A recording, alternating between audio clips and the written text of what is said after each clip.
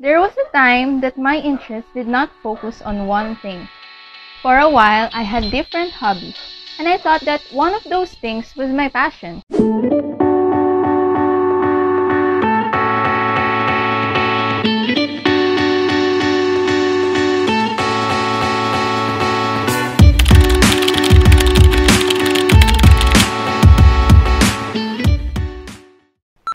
When I was a kid, I dreamt of becoming a medical doctor someday, maybe a pediatrician, so that I can help other children like me. I also love to dance since I was a child. I joined dance performances in my school, and when I entered high school, I realized my love for stage performances. I auditioned for one of the performance clubs in school where students sing, act, and dance. And during that time, I envisioned myself as a theater actor because of it. The music, choreography, and the whole production gave wonder to performing. So why did I choose architecture if I had these options in the first place? In my younger years, my father introduced me to drawing, and I was inspired to draw because of him. I illustrated my favorite anime and cartoon characters, and from there, I loved doing it as a hobby. That's why in my high school, my chosen elective was drafting. I had a fair understanding of what it was all about, but my knowledge was still lacking. The skills from doing visual arts became an advantage when I took the elective.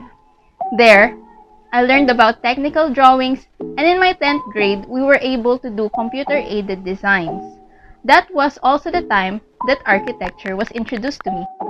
We were taught the basics of planning and designing, and the time I spent doing those projects were not easy, but I enjoyed it because of the guidance of my teachers and the support of my classmates.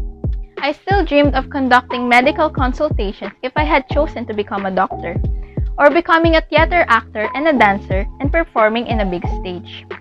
Choosing architecture became difficult because of these preferences, and I had no idea where my life would lead me.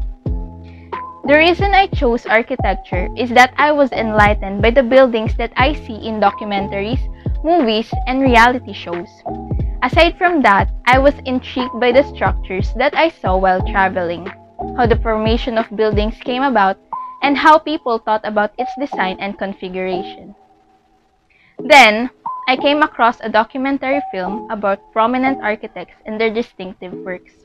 I was inspired by their projects, and somehow, I thought that I wanted to be like them. Thankfully, all my self-doubts did not hinder, and I was grateful that I had chosen this field. With the knowledge that I had because of drafting, I was able to grasp an understanding of architecture. But when I entered college, that's when I learned how architecture truly works, especially in the lives of people. Concepts were made to create designs and configure problems for the betterment of living. On my first day, my professor said, "It is the highest form of art. It is the adherence of art and science that makes it valuable and constructive." At first, I never understood the importance of architecture until I got to dwell in its realm of knowledge. With every learning day, I get to realize how it impacts socially, culturally, and environmentally, and how it encompasses a number of different aspects that are interconnected with people and their environments. Furthermore, as industrial problems occur, urbanization is immensely growing and traffic congestions worsen every day.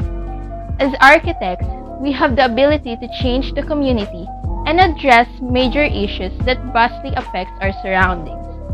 As such, our knowledge contributes to the betterment of society and for the generations to come.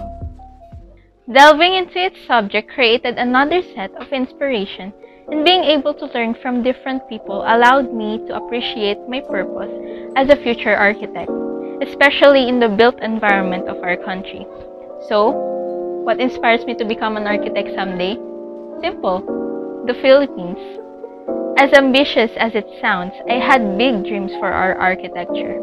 I want people to realize the significance of our culture through our buildings, and someday, I want to create structures that reflect our history and identity, promoting Filipino architecture globally. I believe that our architecture can compete with the international architectural scene, and I hope that I can become a part of its revolution as a woman of architecture.